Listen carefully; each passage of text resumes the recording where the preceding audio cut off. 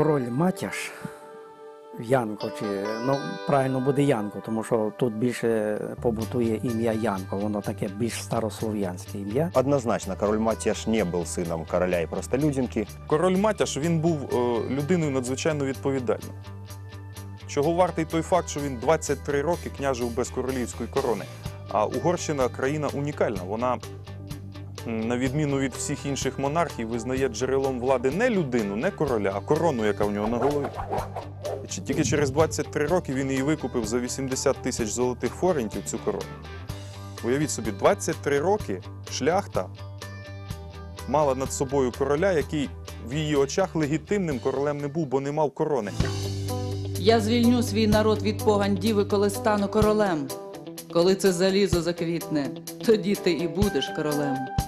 Відповіли люди пастуху Янкові, встромивши в землю меч. Знаменитий меч із Західної Європи Ескалабур, який був встромлений в камінь, якраз так, як і меч із Невицького. Стосовно Янка, що встромити, кажімо, того ж меча чи якийсь інший вид зброї, і щоб він проріс в квітку чи в ту же розу, то це цілком ймовірно. Більше того, він все життя своє присвятив централізації влади. Він все життя боровся з феодалами, він створив професійну армію, тому що не міг покластись на феодалів на свої. І я виключаю такий варіант, що він з кимось мав, як це зараз прийнято говорити, безладний статевий зв'язок, тому що це могло зашкодити централізації держави.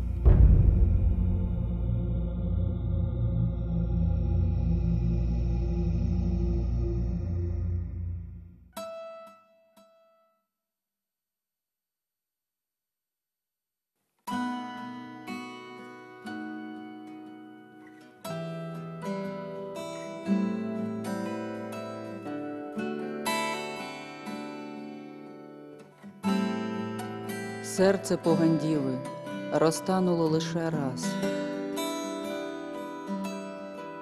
Вона не змогла забути молодого пастуха. От кого много зла видели? От турок. Значит, турка.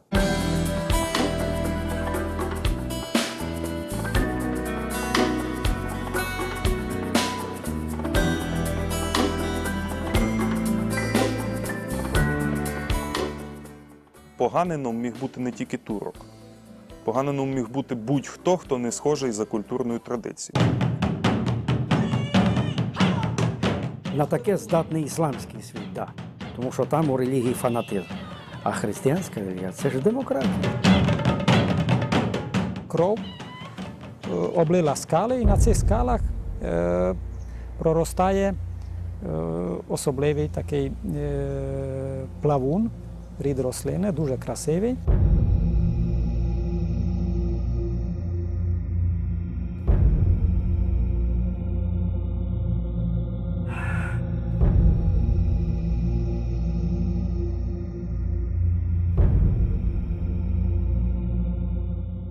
Доля неба, вона жорстоко наказує.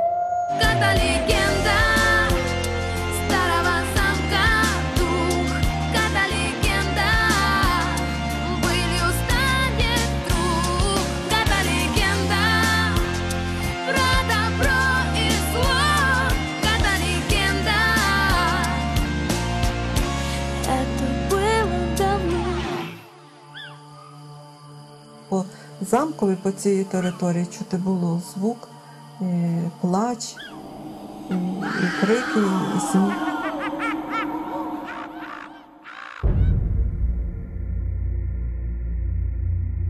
Колись десь у 68-х роках моєї подружки мама пішла туди на ягоди за замок.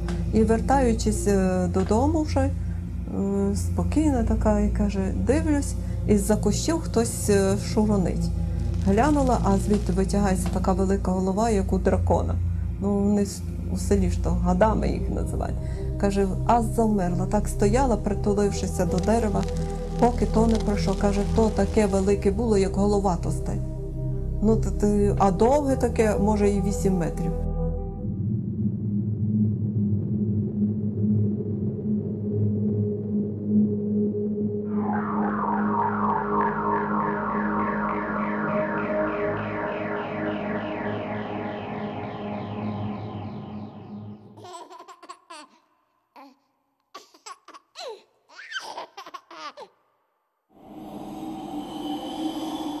такого розміру полози, що він міг спокійно ягня забрати. Спокійно міг забрати ягня. Не напасешся ж крові, це ж треба кожен день когось вбивати. На ее совесть, скорее всего, и повесили и замурованных девиц, и кровопитие, и оккультизм, и колдовство, и что угодно.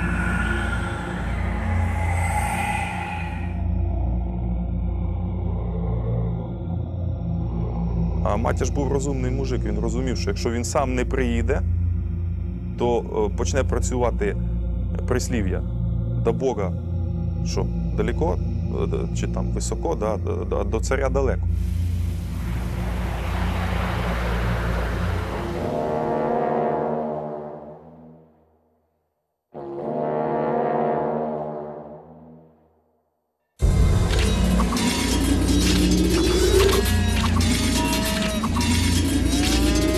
Що зробив Матяш? Він випряг волів з возів, запалив паклю на рогах і погнав на стіни. І зупинити цей вал було практично неможливо. А щоб зібрати таку величезну кількість цих тварин і направити проти замку, це є взагалі нонсенс. Это вполне могли быть валы, это вполне могли быть козы. Это могли быть любые животные, которым на рога можно было повесить пук соломы и гнать, чтобы они там создавали шоу. Собственно, не обязательно же в армию должны идти исключительно коровы.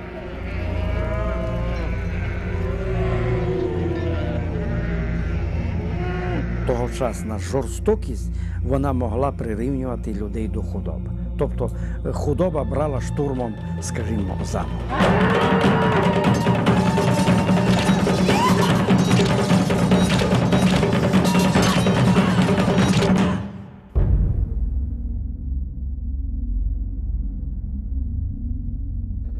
Злякалась царівна і помчала геть від замку.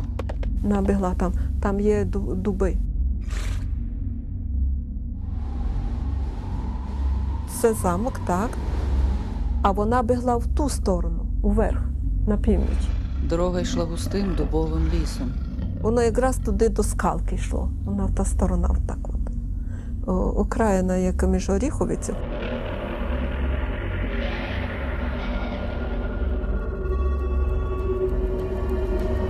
Не випустив царівну ліс із своїх обіймів.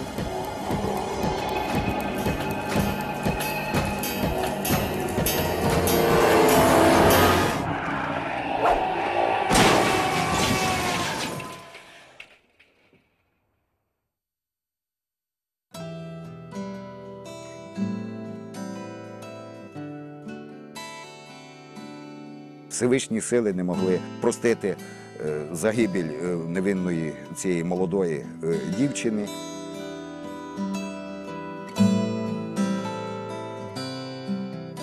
Люди ніби поставили 3 хрести на дорозі. Ця чарівна, зачарована місцина, де розміщений зараз Невецький замок, там і по нинішній день дійсно трапляються різні аварії. А стосовно оцих 3 хрестів і нібито проклятого місця, то історичні документи минулих часів чи початку ХХ століття не зафіксували. 3 хрести встановили на місці, де пролилася кров Погандіва. В цей час, коли вона загинула, ніби все небо захмарилося, і вдарив грім і зруйнував Невецький замок. Кожний рік, із весни до осені, постійно утопленики. Наші люди знають і там не купаються. І написано кругом заборонено, але їх як тягне. Дуже багато людей тонуло у швидкоплинних водах Ужа. І донині там відбувається неймовірне, нереальне. Ну, насчет 3 крестов это можно как бы вернуть про сегодняшнее байкотворчество. Так це чи ні? Скорее в местном ГАИ надо выяснять.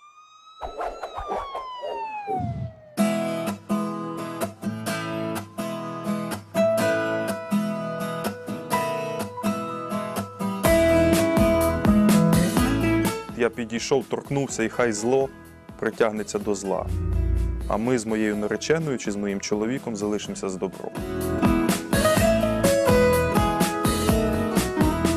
В каждом из нас есть 2 половины, солнце и тьма, между ними борьба. Это считалось хорошим тоном сопроводить и обвинением в шашнях с дьяволом и что, мол, кровь младенцев пьют, вообще традиционно для Европы. Класика жанра. Це наочно демонструє, що з тобою може статись, якщо ти потягнеш не в той бік. Плавно меняясь местами за нашим окном. Щоб відвідувач колись, хай буде через 20 років, потрапив не просто в відреставрований замок, потрапив не просто у музей, яких на сьогодення досить багато, а потрапив безпосередньо у середньовіччя. Разными судьбами и назначением это вселенная. Там навіть на неї ніхто не смів дивитися, всі мусили їй кланятися, лягати як туркиня. І цей звичай дожив до ХХ століття. Классика жанра, и в ней мы живем ночью, утром и днем. Прямо скажем, это не характерная черта того же Дракулы, это не характерная черта, допустим, каких-то определенных родов, в общем-то, в истории еще. Это характерная черта вообще для Европы. Можливо, це і не дуже вкусно, не буде нам смакувати, але це було так. Ми ніби відтворюємо саму історію. Каждому з нас є Яке панство приїздило, як вони вверх серпантином через ті казкові ліси піднімалися до самого замку. До речі, досить випадково потрапив на Невицький замок всесвітньо відомий віолончеліст, композитор Ростропович. І настромлення на палю їхніх голів і виставленням їх перед замками і так далі, це не є якийсь осібний момент. Це була загально прийнята практика з давніх часів. Підкреслю ще раз, замок автентичний. Таких пам'яток дуже мало в Центральній Європі. Животные все-таки дешевле, чем люди. плавно, меняясь местами. Але останні дослідження, які були проведені в Угорщині, в угорських архівах, показали, що ця жінка була незаконно століттями обвинувачена у тому, що вона вбивала своїх служниць і купалася в їхній крові.